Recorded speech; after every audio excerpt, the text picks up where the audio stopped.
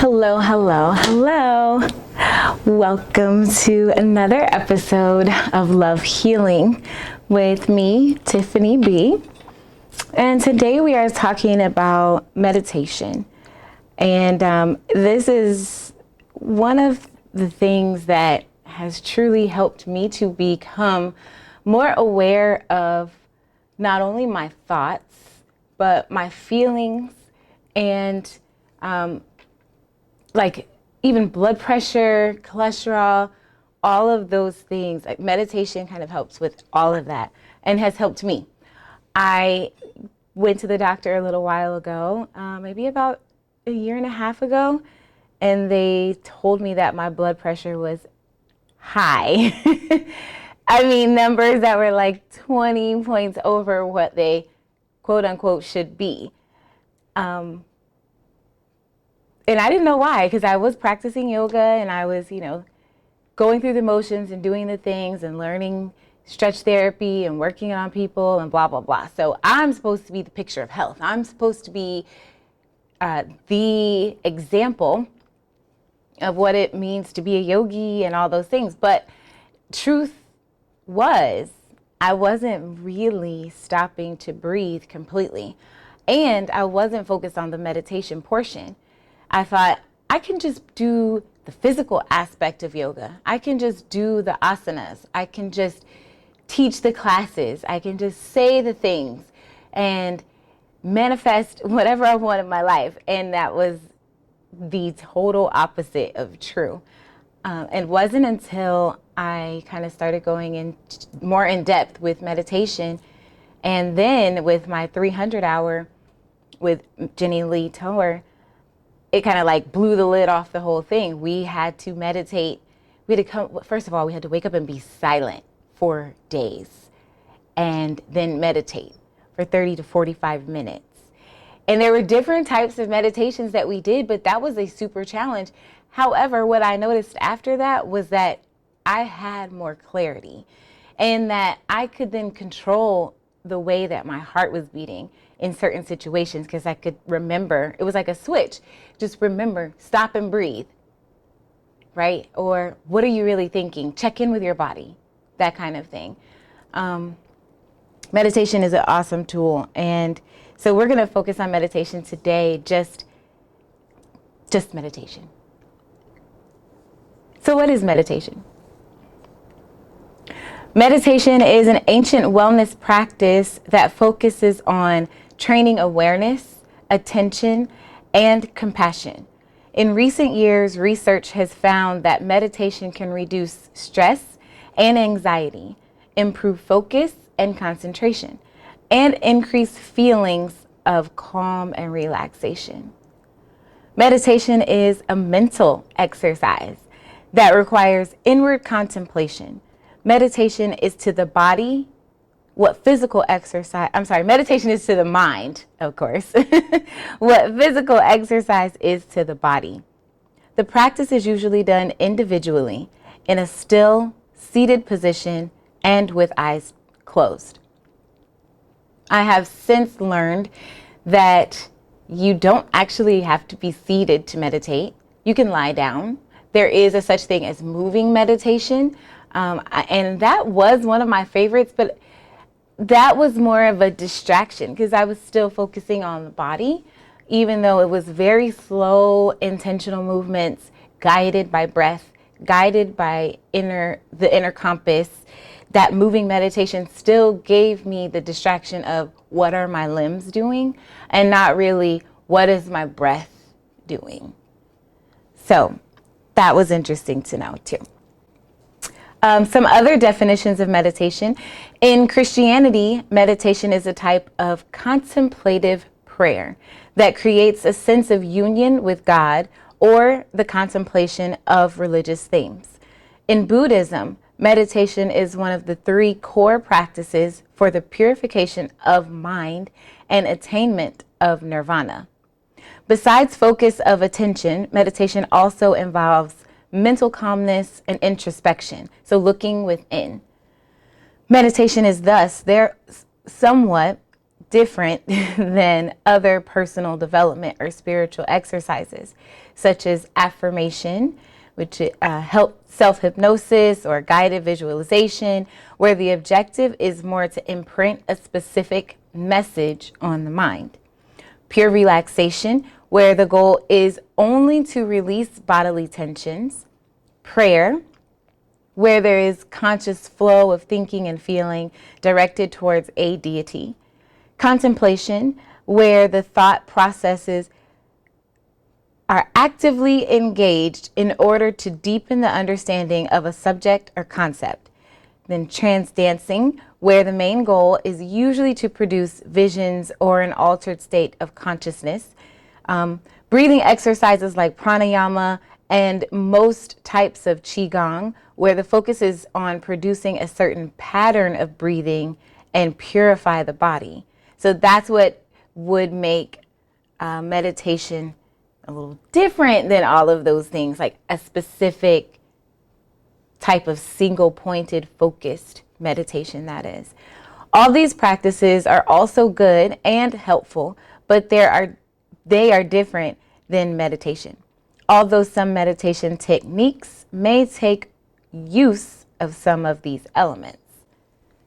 So just kind of like all connective tissue is, all fascia is connective tissue, but all connective tissue is not fascia.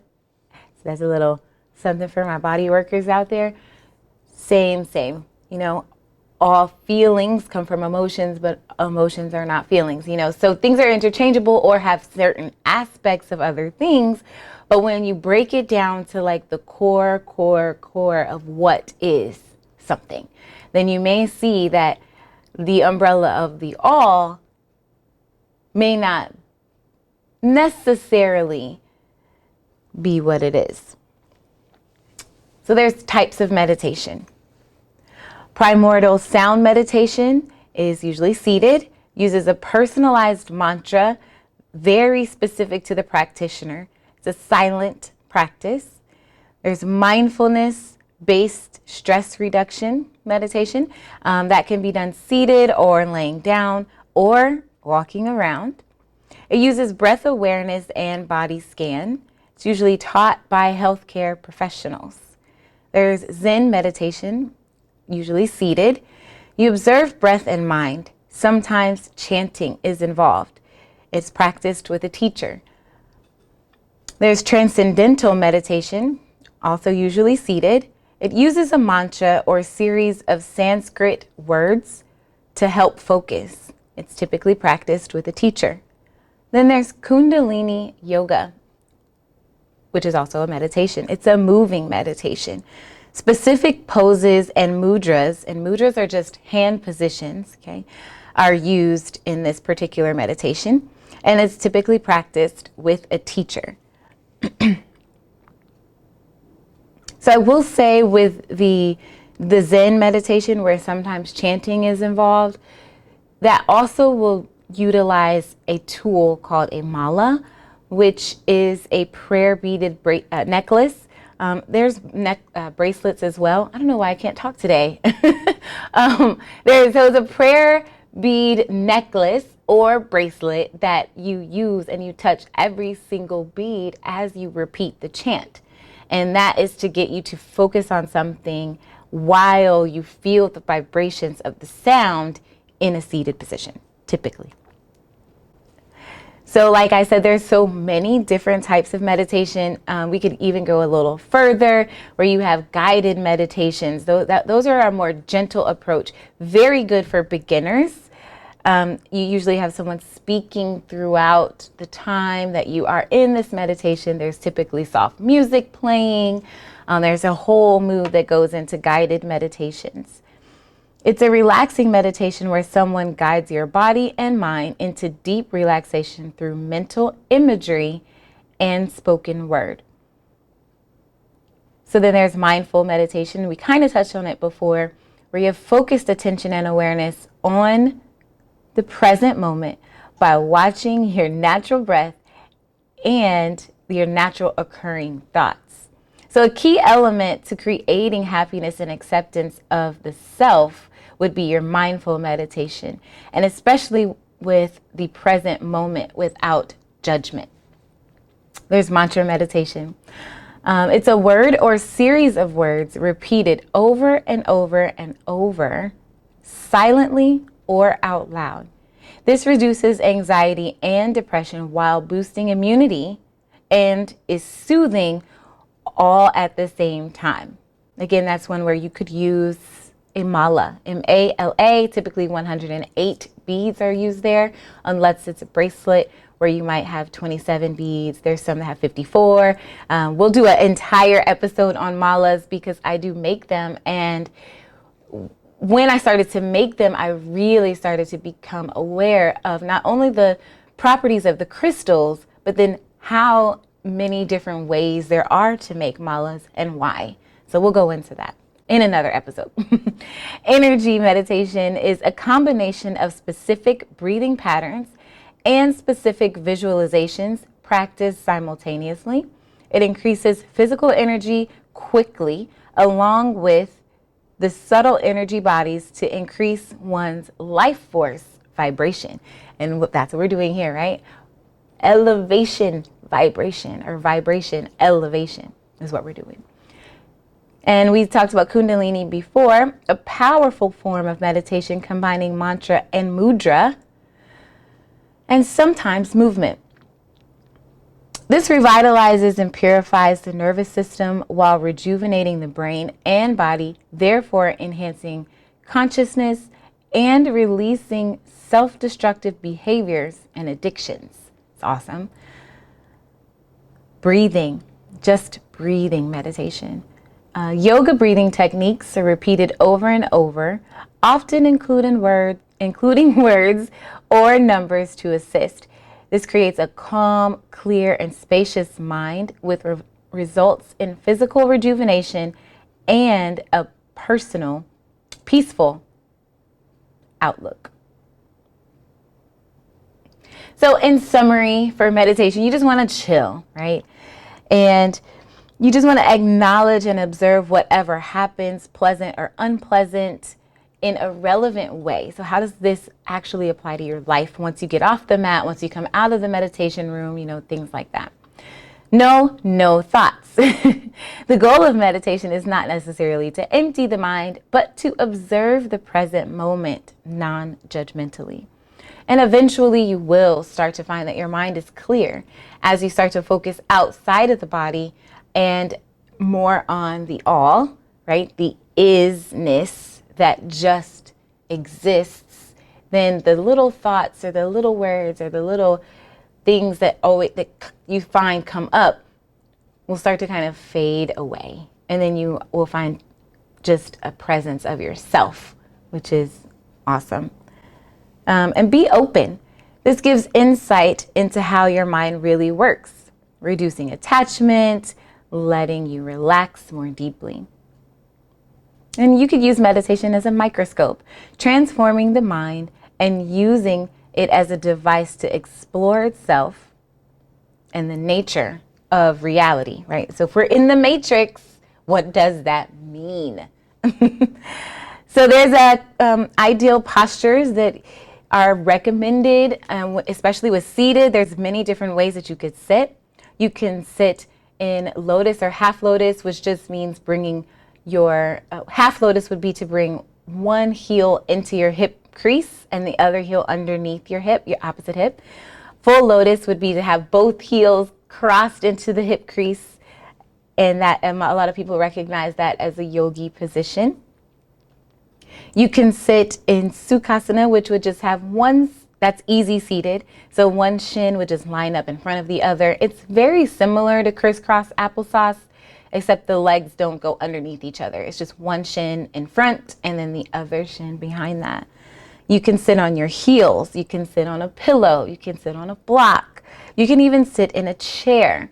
You can kneel on your knees, right? So those are many different seated positions. Then you could also lie down. So if you're lying down, you can have your feet up the wall. So literally just putting your hips up against the wall and letting your legs go straight up and just relaxing there. That is an amazing position for reducing stress and anxiety for sure, because you are literally just able to let the blood flow down and back. It's awesome.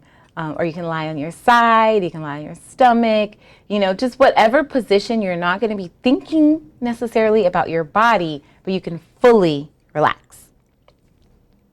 So there's more than physical benefits. We have benefits for the brain, so reducing stress, slowing aging, reducing PTSD symptoms.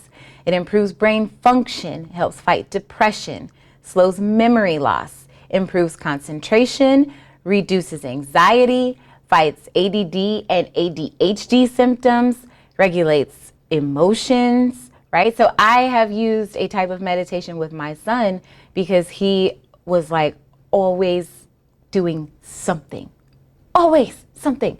And I thought he had ADD, but he does not. So we've changed his diet, we use meditation, he's in martial arts, and we've kind of figured out how he needs to harness his energy. But for sure, there's sometimes that I find myself getting a little excited or whatever, and he will say, "Mommy, just hold on a second, just breathe." And I'm like, okay, well, good point, because it works.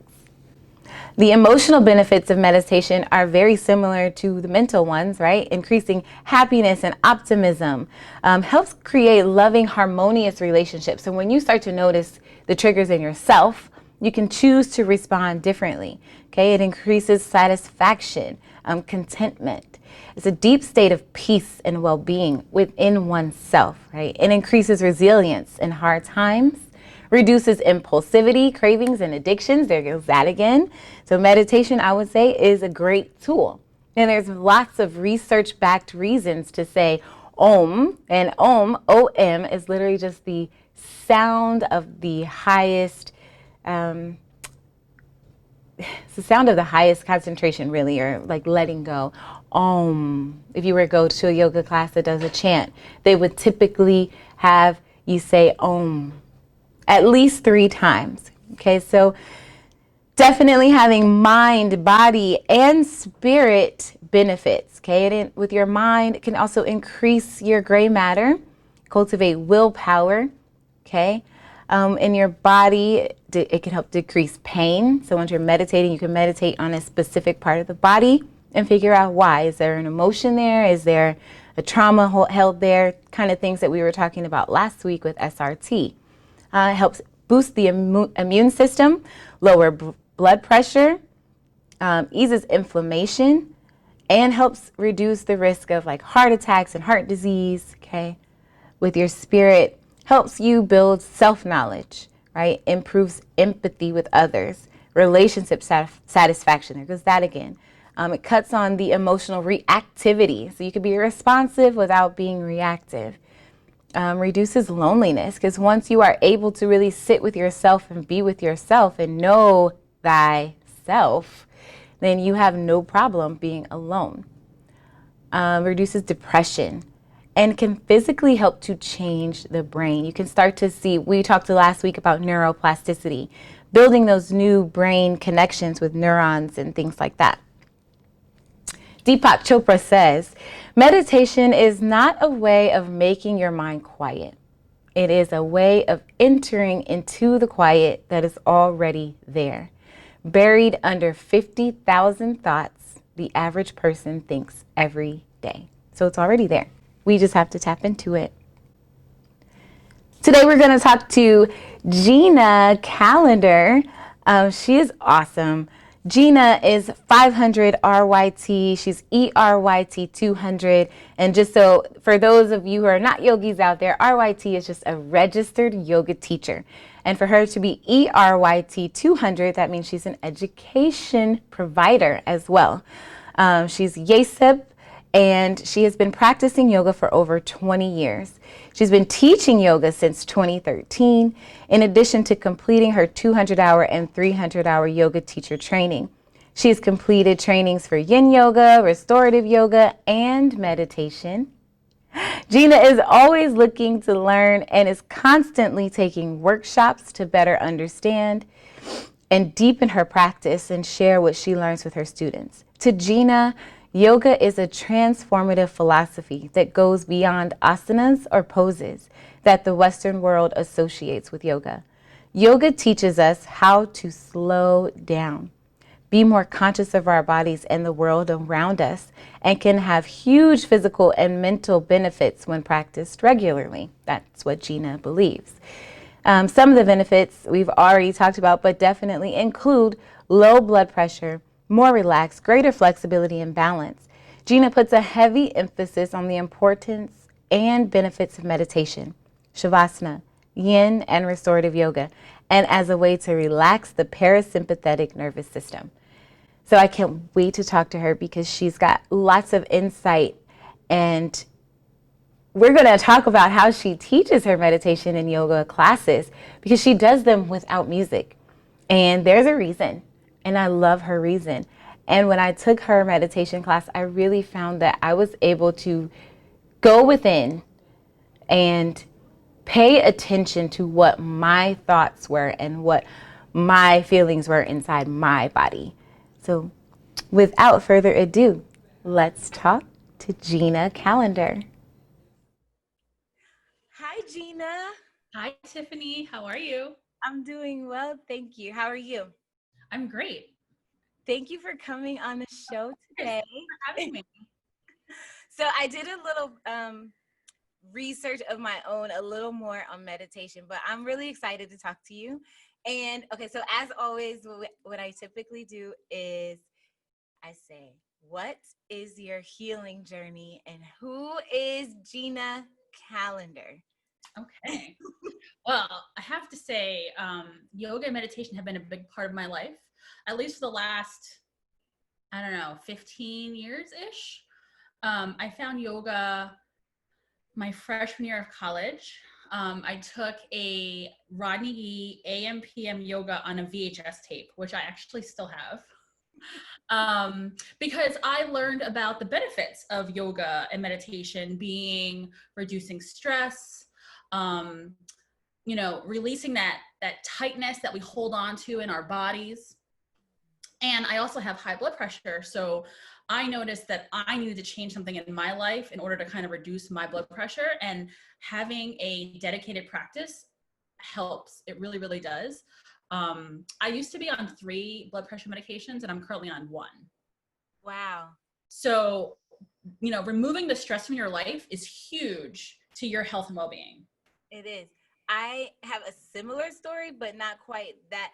So when they told me that my blood pressure was high, I was already teaching yoga and already doing the things, right? And I was like, how? I do yoga all the time. But it wasn't until I realized I wasn't actually breathing correctly and I wasn't actually paying attention to like how my body was responding to stimulants and things like that, that I found meditation really helped. And I was like, oh, I've been doing it wrong. Yeah. So when we think of yoga, we think of like the asana practice, like just moving your body. But there's so much more to yoga than just the asana practice.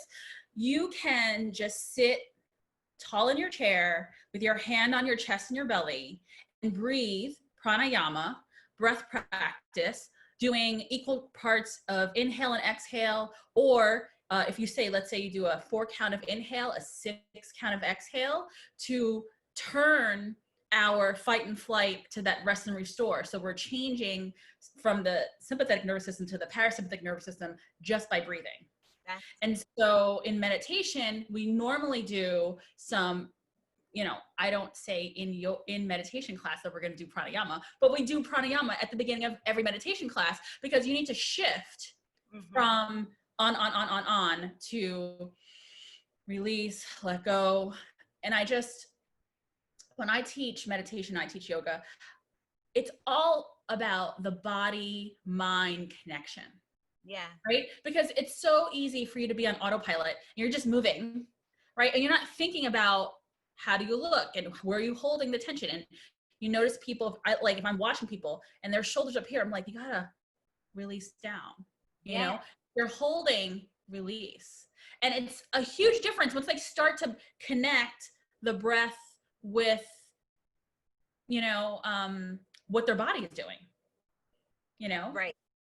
It's huge. so huge. And for those who don't know, what is pranayama? So pranayama is breath practice. You can do pranayama in different ways. There's ways of doing it very quickly, very slowly, manipulation where you're doing 3-part breath, but breath practice is breathing. Pranayama is breathing. It's really, everybody does it every single day, but where the pranayama part comes in is actually paying attention and changing your inhale, your exhale, retention, and that stimulates different things in your body. Yeah. And can greatly, you putting your awareness on your breath can greatly reduce your tension, honestly. It's like life-changing, honestly, once you learn the breath. Yeah, I wish my mom was here because she's like the biggest, I don't know, every time somebody asks her, well, do you actually do yoga? Do you actually breathe? And she was like, oh, yes, let me tell you, I can really feel myself. When I get worked up, I just start breathing. And I'm like, Mom, you're so cute. Honestly, if everybody could have that awareness, they would be so much less stressed. You would have much more patience. You can make rational decisions without, because someone says something to you and like your automatic reaction is to snap at them and say whatever, and then you have to think about it like, that wasn't the best thing to say. And then just pausing and taking a breath, you're like, maybe that's not the best thing to say. And then you reset and you try to speak very mindfully and be very cautious about people in general. People can say things and everybody has a trigger, right? We know this. Everybody has a trigger and no one knows what everyone's triggers are. I mean, it's impossible. But if you could be really mindful, you're coming from a good place and you say something with a good intention, think about what you're saying and how you say it, because the tone is also really important. And it could just be a completely different story. And it's just a breath. One breath can make a huge difference. That's true. So tell us a little bit, if whatever you're comfortable with, a little bit about you. Where are you from? What are you doing? Yeah. Okay. So I live in New York, born and raised in New York my whole life. And I have a corporate job, a 9 to 5, at a utility in New York. And, yoga is one of those things. It's one of my passions, because it makes me feel good to practice. And I became a yoga teacher because I want to help other people feel that same goodness. Yeah. And so, born and raised in New York, been here my whole life. My yoga journey started, I mentioned 1996. I took my first yoga class, but I would say very seriously the last 15-ish years of practice, more dedicated practice. And then just having conversations with people as I practice, and they're like, oh, you explained that really in a way that I understood. Like, have you considered yoga teacher training? And I was like, no.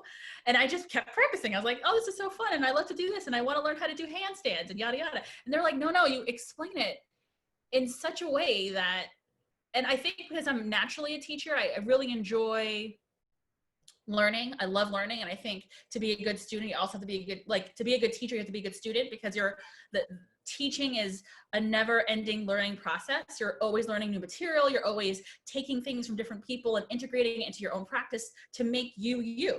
And so you're always learning, you're always on. And I always had that love of learning, even as I was a little kid. Like, I was one of those kids that actually loved going to school. And I liked doing homework. I mean, I didn't really like tests, but generally, I really liked school. My friends were there. I had a good time. I liked my teachers. I loved to learn, right? And in high school, college, I tutored people because I would sometimes learn something and I would just get it. But then I could explain it in a different way than other people explain it. And that's why I think it's also really beneficial to take yoga classes from many different people. Right. Because different people teach in different ways and everybody learns in a different way. You're a visual learner, you're an audio learner, different ways, right? So it's really awesome that we have this community that we can take each other's classes and learn from one another, because that's what it's all about. Yeah. No one should kind of just hoard the information. We should all want to share, because we all want everybody to be in a better place and be happy and be loved and be their best self, right? You would think. I don't know. I've I, seen some other things out there, but you bring up a really good point because I say all the time, I'm a life student. And even though I might be teaching you right now, this moment, there is something I'm still learning from you too. absolutely. Absolutely. Absolutely. We learn from our students all the time. We learn about the way we say things and their response. And different people respond to it a different way. And so if you say one thing to someone and they respond in one way that you're not expecting, and then in a different situation with a different student, you want to get that same kind of reaction, you might use that same cue. And so we're always learning how we can adapt and give our best for our students. Always, always learning. Yes. So I also have never taken a class without music, except for, okay, I take that back. So I did try an Ashtanga class, and they're like, very serious. There's no music. You are really focused on your body On the and the breath. breath. Yes, That's the breath. yes. But when I took your meditation class, I don't think I even missed the music because I was actually paying attention to my breath and then what I was feeling in my body, because as you were talking it was like, oh, let me breathe here, when you say something like send your breath to the back of your hips, that sounds so simple, but if you actually focus on sending your breath to the back of your hips, You're it concentrating. yes. Absolutely. Absolutely. Absolutely. And so when like pre-COVID, I would have music in some of my classes, not all of my classes, but some of my classes because people liked it. But I found working virtually and having my space and trying to pay attention to all the students on the Zoom screen, it was distracting for me to have the music. And so I really wanted to give my all to the students. And so that's been my practice since March, and I actually really like it. Yeah. Because I'm trying to teach students that they need to go inside. So don't worry about the distractions of around you. Yeah. I want you to go inside. I want you to figure out, how do you feel today? What do I need to change? Where am I holding my stress? What do I need to let go? And people can't do that for you. You have to do that for yourself. And so I take away the distractions and I'm just putting you with you. And so you might be a little on the, defense, like, oh, I don't know, this is kind of uncomfortable, but that's okay to be uncomfortable, right? It's okay to learn new things, feel new things, experience your body in a way you've never experienced it before. That's okay. It is. It's actually necessary because there are so many distractions, from TV to the phone to like music, thoughts, even our own vritis, the thoughts that we constantly have. Monkey mind. Yes. Yes. And Deepak Chopra said that we have like over 50,000 thoughts a day. So why not take a minute to try to slow them down, even if they don't stop all the way, but slow them down and pay attention to which ones are even your thoughts. Half of them are not even what we actually think. And we are not our thoughts. Right. We are not our thoughts. You can have a thought, you can have a really awful thought, like, oh my gosh, I want to kill this person because they are just awful. It's a thought. It's not necessarily your thought. It's not necessarily something you actually want to do. It just popped into your head for whatever reason, something way back in your subconscious, or a movie that you watched. You watched this horror movie and they were killing all the people. And so you're not your thoughts. Yeah. You have the power and the control to your reaction to things, right? And so we say, you can't control everyone and what they say to you and how they treat you, but you have 100% control on how you react to that. Mm-hmm. And so, yeah. But I think that meditation helps give you that pause, that you can acknowledge, ooh, I shouldn't say something right away. Let me think about it and then respond. Right. And I think that pause is something that not everybody has, but we can learn that with meditation and with yoga. So for those of us that can't get out into the woods and like turn off all the Wi-Fi and do all the things, what, besides coming to your meditation class on Wednesday mornings, what can they do just to start the process of going within? And we'll call it meditation, but maybe, no, actually, I don't know. Even for people who have a charge against not against, but a charge with the word meditation. What could we call it, and how could they start? Mindfulness. Mm-hmm. Mindfulness. You can do mindful eating. You can do mindful listening, which my meditation for tomorrow is mindful listening. You can do just taking 5 minutes for yourself.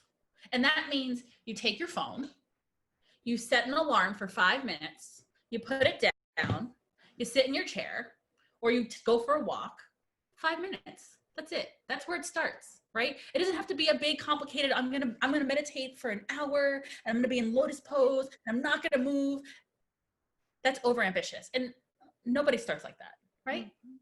But it's mindfulness in the things that you say. It's mindfulness in how you eat. Do you eat your lunch and look at your phone at the same time? Right. You should not, like, just put the electronics down, be with your food, and you can think, let me have gratitude for the food that I have right now. I'm able to eat right now. There are people that can't eat right now. Good right? Yeah. Even, have you heard of intuitive eating? Intuitive? No. Tell me. You eat what you crave, pretty much, but not in excess. And then you pay attention. So it starts by you pay attention to what you're eating daily. You do it for like 3 days. And as you sit down to eat that, before you eat it, you ask your body, like, is this even what I really want? Like, all the restraints that people have started to put, like paleo and vegan and all the things, maybe that's not even what your body needs or wants. Right. So you pay attention as you're eating, how you feel. And then for the next 3 days, you only eat what your body tells you want. So it could be that you just want a salad, or you could just want like grapes and nuts that day or whatever, but you eat how your body is telling you, and you pay attention to the craving. And then even deeper than that, when you pay attention to your cravings, when you're craving it, why you're craving it, what happened right before that, or what is the thought that brought the craving? Because a lot of times we're eating our emotions and not eating because we're hungry. Right. Yeah. A lot of that's even mindful. That's mindful eating too. Absolutely. Yeah, I feel like I do try. I haven't done that specific intuitive eating practice, but I do feel like I try to be aware of what my body needs. And certain times I really want some spinach, or I really want some chocolate, or, and again, not in excess, but like, I feel like when you respond to what your body is looking for, and then it's like, oh, thank you. Right? It's like this, you have a relationship with your body, and then you're fine, right? It's when you cut it off completely and deprive yourself, and then you're like, I need to have, and it's like, you don't need to have, you want to have. There's a difference, right? And so understanding what your body needs and wants, that's an important thing. And that's definitely part of a mindfulness practice. Absolutely. So mindfulness can take form in many different ways. It could be a formal meditation practice, but it could be just being mindful of walking to and from a destination. Let's say you are going to go walk to the mailbox. You're just mindfully one step in front of the other. You're feeling your feet touch the ground. You're feeling the wind against your face. You're hearing the birds chirping. You're just being aware of your surroundings. Yeah. So that's not necessarily I'm sitting and I'm doing meditation, but it's a mindfulness practice, because you're consciously saying, I'm going to do this. Yeah. So I know that you really love yin and restorative yoga. Can you tell us why? What is so awesome about yin and restorative? Okay, so yin and restorative are like two of my favorite things.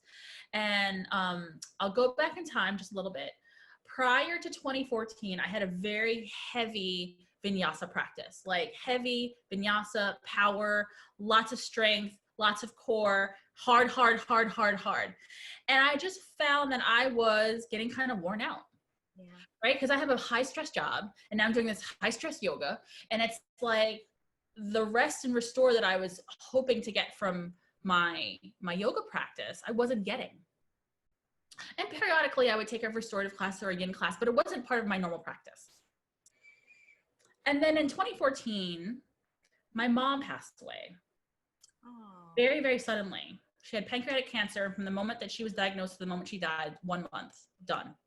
And so there's like no time to process, right? It's like it's happening, but I still have to work and I still have to teach yoga. And it's like all of these emotions are just in my body. And what I didn't realize as I was teaching yoga, that the yoga that I was teaching my students had unconsciously changed from a vinyasa practice to a yin practice. That is what my body needed. And that's what came out of me when I was teaching. I didn't say, this is what I'm going to do. I was just teaching how I feel, teaching how I feel, teaching how I feel.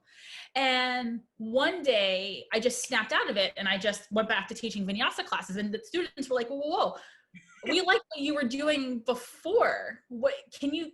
And I was like, what are you talking about? Like, it's like I didn't even know that I was doing it. And, I had a couple of conversations with a couple of students. They're like, oh no, we held the poses and it was a long pose and you would breathe and we would sigh and we would release. And I was like, oh, I was teaching you guys yin and I didn't even realize it. And that just goes to show that your body is so smart and it knows what it needs. Yeah. And in that moment, I needed that healing through that yin practice. And so yin yoga is the marriage between yoga and Chinese medicine, where you have different meridians in your body. You have 12 main meridians. There's many meridians, but you have 12 main meridians. Each meridian is associated with a different organ, and each organ is associated with a different emotion. And so the theory is that we hold emotions in our entire body. And the yin practice is trying to balance the body. So where we're holding things, it releases. And so for most people, we hold it in our neck, shoulder region and our hips. A lot in our hips. And so you do a lot of things to try to release and let go, but it's the practice of holding. And so you're pulling bone away from bone. So you're stretching all the fascia, all the connective tissue. And that connective tissue is what's holding all those emotions. And so even your myofascial releases, any of that kind of work, you're releasing things that you don't even know you're holding on to. Yeah. And it's a very healing practice. Oh, I love that. I was not at first a fan of yin or restorative because I was like, oh, it's so boring. It's so slow. I'm going to fall asleep. It's going to do nothing. And so I too was on that path of like power, hit, go. Even with booty yoga, it's like you're doing plyometrics and cardio and dancing. And then you get into a yoga pose and it's more like a stretch. And then it wasn't until I actually took a restorative class with an open mind and without the judgment that I was like, okay, yep, actually my body needs this because we do so much. Go. It's like I was working too. I was working corporate job, had my son. We were always doing something, going somewhere. And so then to add on to that, a high intense yoga practice, you're not really restoring anything within the body. You can't even really stop and think because you're going to the next thing, even in the yoga. Very, very, very, very fast, right? Yeah. So you're very, very right about the yin and the restorative. And as I have also started to stretch people and work like manual therapy with people and SRT and more slow, like more intentional, more like very localized, but localized to be on a global level type of healing practices. I'm like, this is actually so great. And you can feel the difference. Absolutely.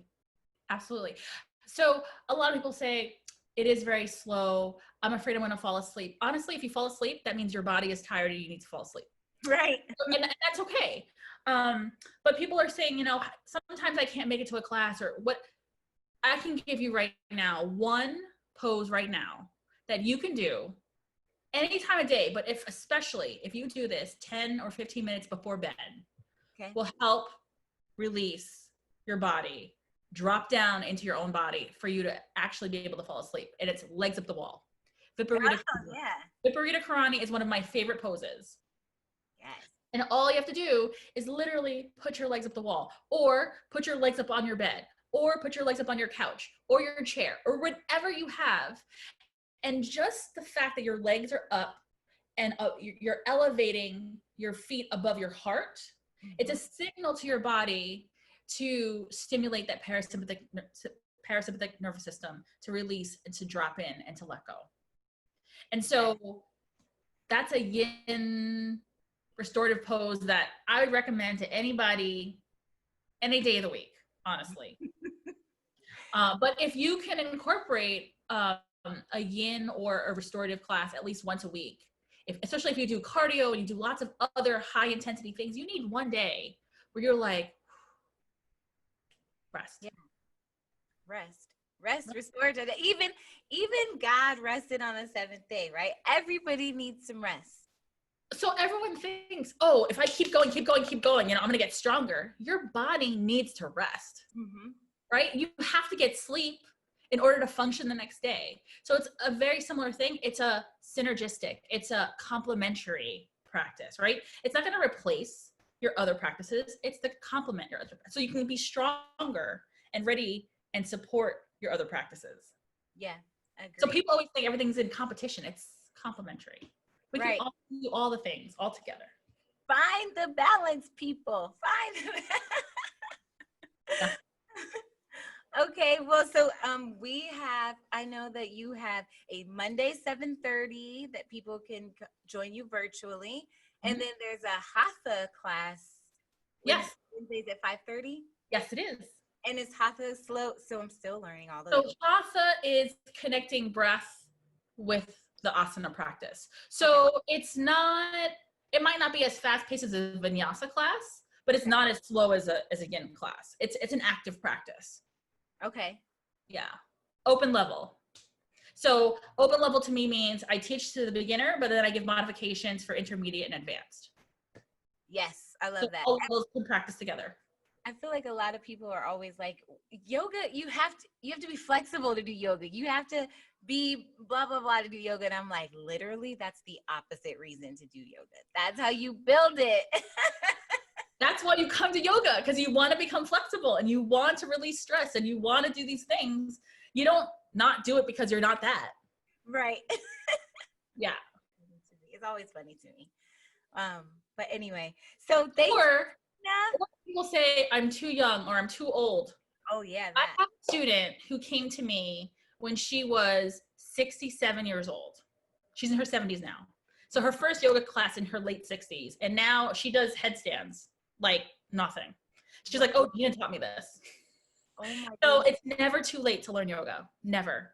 It's not. My grandma was still doing yoga when she was 95. She's 97 now. She's slowing down a bit, but like she's not doing headstands anymore. But she is always like, hey, look, I can touch my toes, or like a side bend. Absolutely. That's awesome. That's awesome. My grandmother is going to be 98 next week. Wow. Happy birthday, Grandma. Well, thank you for coming on and talking to us. And we'll have some gems to take with us about meditation and thinking of it less restrictive and less of like it's a religion or it's only things that monks and priests can do. Not a thing, you know, it's really accessible. And I know we still have to talk about a date, but I am willing and prepared to do a meditation 101 workshop with you. Yes, we are going to put that out for sure. So I think that I feel like November is going to be a good time for that. Yeah. That ushers in the holiday season where people are almost forced. Like I feel forced to like spend everything that I have on everyone else. And it's like, no.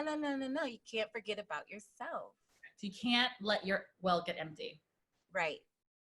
So absolutely. November. Yep. Let's do it. Okay. Thank you, Gina. And we'll see you tomorrow at 7:30 a.m. for meditation. It's pre-recorded because she takes the time to actually go through an entire practice. And then you go on and you are responsible for yourself. You are responsible for letting yourself go without being, without being in the company of too many other things and too many other no judgment, no distractions. Yes. Your practice. And then live with you, restorative Monday night at 7:30, and then Wednesday at 5:30. Yep. 5. Awesome. Okay. Thanks, Tiffany. So meditation can be more than we think, and we can really modify it for our modern lives in this modern world. And that's something that I definitely had a preconceived notion about prior to really diving deep and to talking to Gina. I didn't even think about the mindful eating, or just literally taking a few moments to have some gratitude.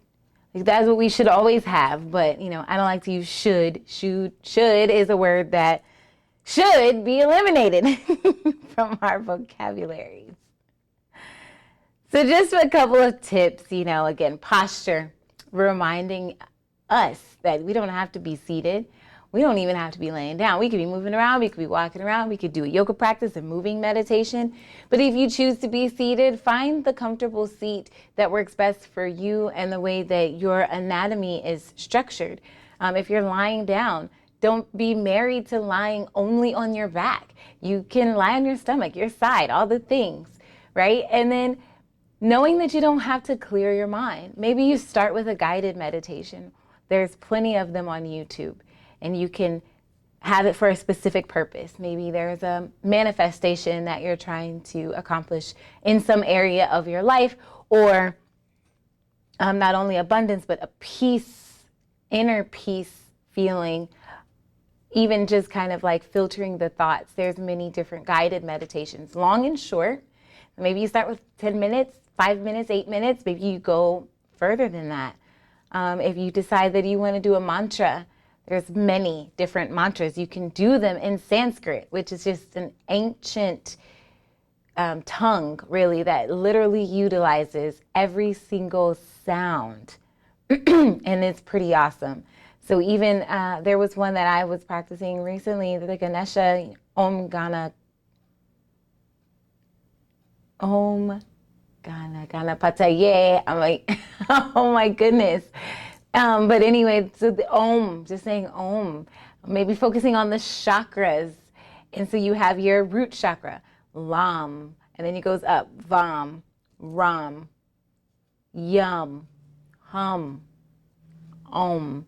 There's even, so that's taking you from first to sixth, and then the seventh is silent. Or you can do it where you do first through six and use Om as the seventh, and that's Lam, Vam, Ram, Yum, Hum, Sham, and then Om. So many different ways, right? You could even just have an affirmation that works for you. I am brilliant, I am productive. I am strong. I am the voice. I have the vision. And saying that over and over in your head out loud, or just nothing.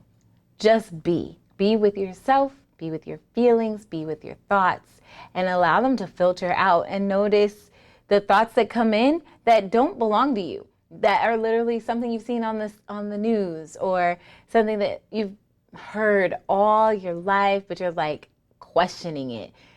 So you dig into that. Do I believe that? Do I think that? Do I feel that?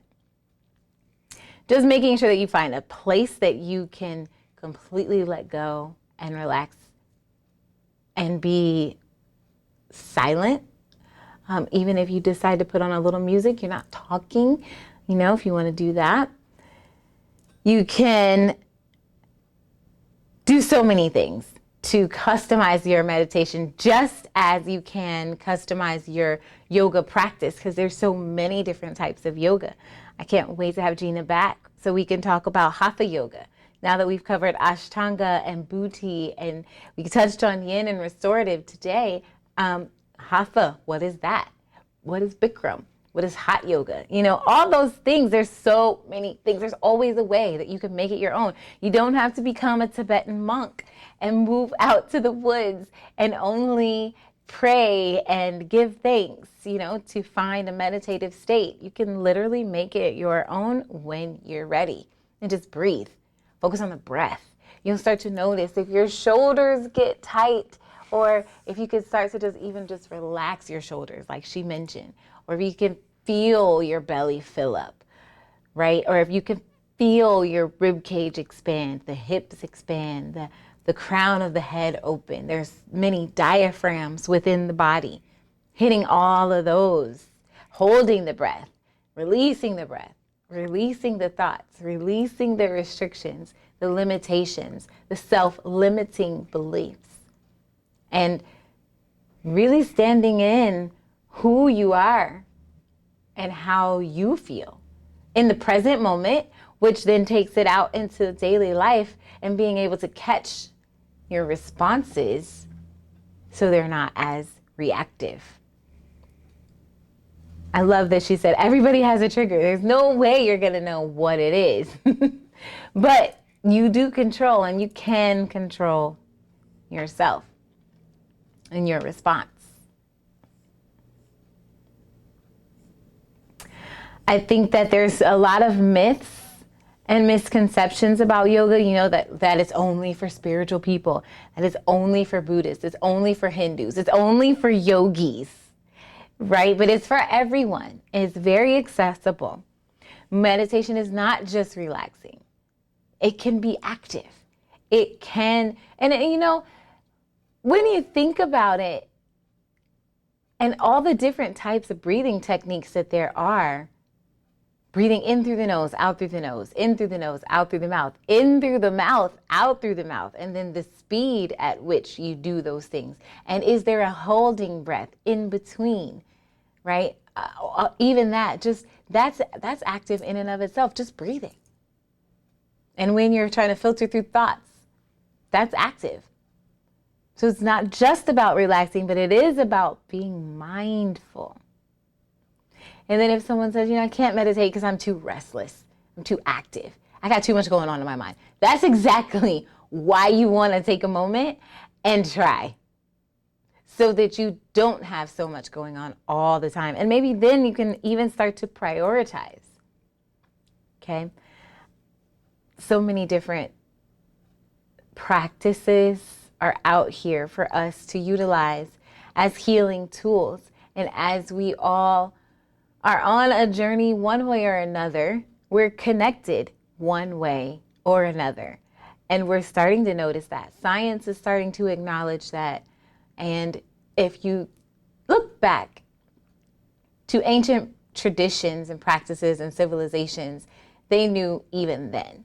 So no matter what the belief is about, you know, UFOs and aliens and other deities and all of that, regardless, guess what? We are experiencing similar, if not the same things on this plane, in this planet, at this time, in this dimension.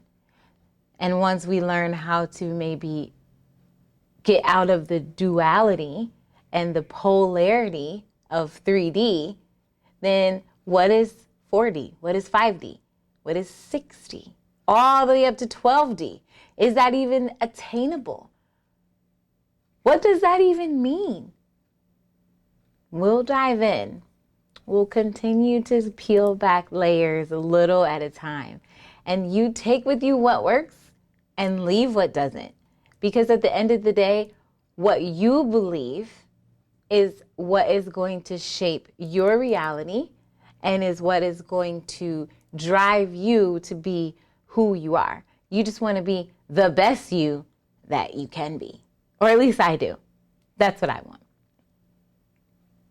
And I appreciate every single download, every single click and subscribe and watch, because my intention is not only to share what I have utilized to get to a place of peace and knowledge and awareness, but also some things that I've been interested in, and we can learn about them together, because I am so not perfect, and I am just trying to exist and coexist and create and co-create. And I want, you know, I just wonder, is it possible to ever have heaven on earth? Maybe we can all meditate on that tonight. Thanks for joining me. Thanks for joining us this week on Love Healing, the podcast, brought to you by True Align Holistic Life and me, Tiffany B. Please visit our website, www.truealignlife.com, or follow us on Instagram at TrueAlignLife. Forever grateful to our sponsor, the Fitness Collective ATL, who you can also follow on Instagram at fitnesscollective_ATL. As always, please subscribe to the show so you can catch every new episode, and leave us a review if you feel compelled so we can continue to bring you fresh content. I look forward to our vibration elevation next week.